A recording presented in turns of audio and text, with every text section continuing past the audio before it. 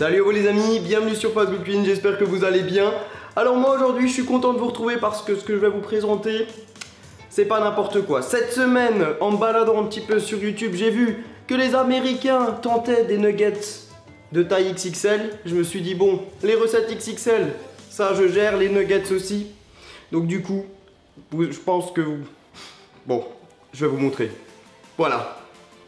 Voilà un nugget XXL. Aujourd'hui on fait ça. Ah, ça sent tellement bon, j'ai hâte de goûter. C'est parti, je vous montre comment on fait. Je vous souhaite à tous un bon visionnage. Voilà les ingrédients pour la recette et le détail est en bas en description. Première étape, on va devoir assaisonner le poulet. Donc pour ça c'est très simple, on va mettre du sel et du poivre. Et maintenant c'est tout simple, on va hacher la viande. Donc à l'aide d'un hachoir, vous allez prendre les morceaux de poulet et on viendra mixer. Donc voilà le résultat que vous allez obtenir. On va faire ça pour tout le poulet restant et on passe à la suite. Maintenant nous allons devoir donner la forme aux nuggets. Donc pour cela c'est assez simple. On va prendre une feuille de papier sulfurisé. Et dessus on va ajouter de la viande. Et là on va donner la forme aux nuggets. Et maintenant qu'on a un nuggets XXL, regardez comparé à ma main, on va mettre ça au congélateur pendant 2 heures et ensuite on viendra le paner. Pendant que le poulet est au congélateur, on va préparer la panure. Pour cela, il vous faudra de la farine et on va ajouter la fécule de maïs. On vient saler et poivrer. On ajoute de l'ail en poudre et là, on va bien mélanger. Dans un grand plat, on va casser et ajouter les 2 œufs. On vient également ajouter la sauce soja, on vient saler et poivrer. Et dernière étape, on ajoute de l'eau et là, on va bien mélanger. Une fois que c'est fait, vous allez prendre une plaque, on vient mettre une feuille de papier sulfurisé et là, on va ajouter notre farine. Je viens de sortir le nugget du congélateur, regardez, il est juste énorme. Et maintenant, on va le paner et pour cela, c'est très simple. On va venir une première fois dans la farine. Ensuite, on va essayer de le mettre dans le plat, ce qui va pas être évident vu la taille. Et ensuite, on revient dans la farine.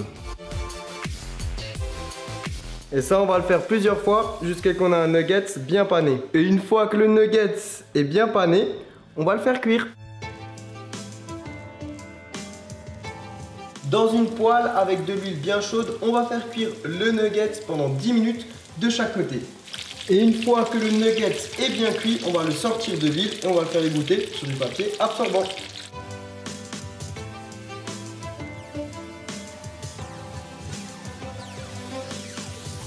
Oh oui! Oh oui!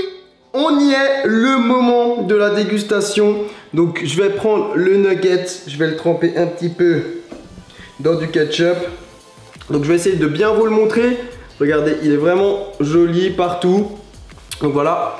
Ah. Franchement, ça me fait halluciner. C'est un truc de dingue. Bon, c'est à partager normalement avec vos potes, quoique ça peut se manger en entier, je pense. Hein.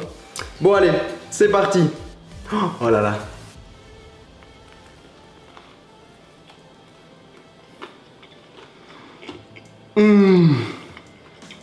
Oh mon Dieu.